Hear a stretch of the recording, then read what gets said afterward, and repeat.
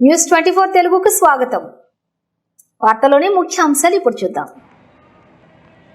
ఒంగోలులో వైసీపీ అభ్యర్థి బాలినేని శ్రీనివాసరెడ్డి విస్తృత ప్రచారం చేపట్టారు. ఈ సందర్భంగా ఆయన మాట్లాడుతూ, ఈ 5 సంవత్సరాల్లో సీఎం జగన్ నవరత్నాల పథకాల ద్వారా పేదలందరికీ మంచి చేశాడని, మళ్లీ ఆయన్ను సీఎంగా చేసుకుంటేనే సంక్షేమం అభివృద్ధి జరుగుతుంది అన్నారు. చంద్రబాబును నమ్మితే మోసం చేయడం తప్ప ఏమీ చేయలేదని, ఒంగోలులో ఎప్పుడు లేని విధంగా ఇళ్లు పట్టాలు ఇచ్చామని అన్నారు. ఈ కార్యక్రమంలో భారీ సంఖ్యలో మహిళలు, కార్యకర్తలు, నాయకులు పాల్గొన్నారు.